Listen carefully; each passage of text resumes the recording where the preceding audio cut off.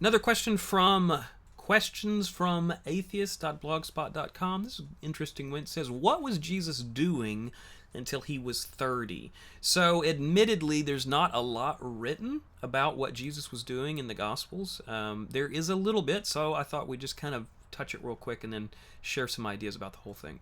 So first of all, he was born born in Bethlehem. Everybody's probably heard that. He lived near Jerusalem until he was around 2 years old when the Magi visited. So that's sort of our next timeline point. He and his parents fled to Egypt until Herod died. So that was Herod sort of enacted this massacre in Bethlehem. That drove he and his family down to Egypt, which was not real far away. So that lasted anywhere from a few weeks to a few years. So when they returned, he may have been anywhere from 2 to 4 years old, something like that. When they did return, they didn't return to Judea, which was kind of where Jerusalem was. Instead, they moved to Galilee when Jesus was around possibly 3 or 4. The next biblical story takes place when he was 12 years old. He and his family visited the temple and he spent time discussing the law with the leadership, something uncommon for a child to do, certainly. So they noticed something was different about this kid. From there, we assume he worked in his family business.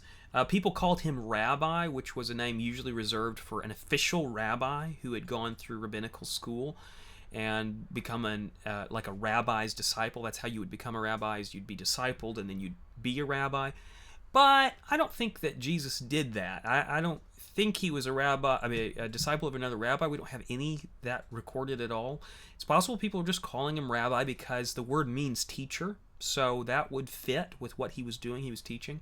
So I think he worked in his family business and studied the Torah on his own time, studied scripture on his own time. I think it's because people were surprised when he started his ministry.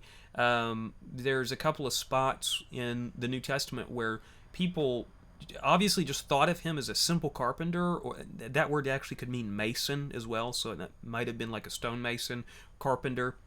They said things like, "Where did this man get such learning?" That's my paraphrase. That's not the actual verses. But people were kind of surprised, that this guy who apparently had been working in the family business suddenly is this well-known teacher, and he's doing amazing things. Some people said he teaches with such authority. And so if the question was being asked, where did he get such learning? If he had been a disciple of a rabbi, then people would just say, oh, well, he obviously got his learning from Rabbi Markowitz or whatever.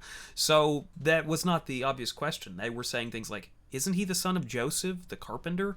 So it seems likely to me that he basically was a carpenter. He gained this learning, obviously from God and also from studying the Torah on his own, apparently. So that's, he's 12 years old. That's the last time we have him until kind of the beginning, or right before the beginning of his ministry. He doesn't show back up until he starts his ministry. Now, there are apocryphal stories of Jesus healing birds and stuff like that as a kid. Most scholars agree that those weren't written by the apostles. They were written a few hundred years later by maybe, zealous monks or something. So, so those are not really accepted as part of like the canon of the story, but they're maybe interesting to read. So in biblical times, this is important to understand, in biblical times, ink and paper, which would have been like papyrus or vellum or something like that, they were really expensive commodities. I mean, your average person didn't just have a stack of paper. I mean, it was something that had to be handmade, and it didn't last forever, so it had, things had to be copied, over and over. So written stories were short and to the point, right? I mean, if paper is expensive, the obvious outcome is that the stories need to be short. So if you look at old manuscripts, the usually Greek or Coptic or whatever language it's in, they're written from edge to edge. So I'll show you one of our newsletters. So on our newsletters, we have what's called margin, right? Let's see if I can do this backwards. Margin around the edge of the paper. That means that we don't put things up to the edge of the paper. But in ancient times, because paper was so expensive, or papyrus, or whatever it was expensive and took time to make, they would write all the way to the edges, and they would leave out, usually, especially in the Greek manuscripts, they left out punctuation. It's like, let's just get as much on this page as we can because it's expensive. And when we copy it, we want to use the least amount of paper possible.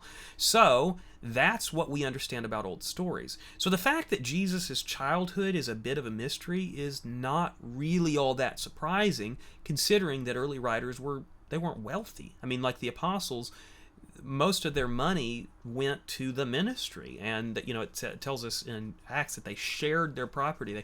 The poor would be given what they had. So they weren't wealthy. So what they had to their stories needed to be concise and to the point. And so the writers, the apostles, they saw to it that, well, we don't really need to involve much of his childhood because it's not vital to the story. It's not vital that we know those things for people to get the message. So in like our modern time, if you're a reader, I love sci-fi. I love, big fat sci-fi books. So we're really used to reading books that are 100,000 words long or more. So we're used to those long form, print or Kindle or whatever you read on. We're used to long books, but that's not necessarily the way most stories were written in the ancient world. So that is kind of why we don't know much about what happened during his childhood. So my guess, just as a recap, my guess is that he was part of the family business and he studied the Torah on his own, probably spent a lot of time in prayer because that's what he did as an adult. Your habits as a child kind of carry on. So I think we can assume some things, but admittedly there's some assumptions there. So thanks for watching. Check out questionsfromatheists.blogspot.com. Thanks a bunch.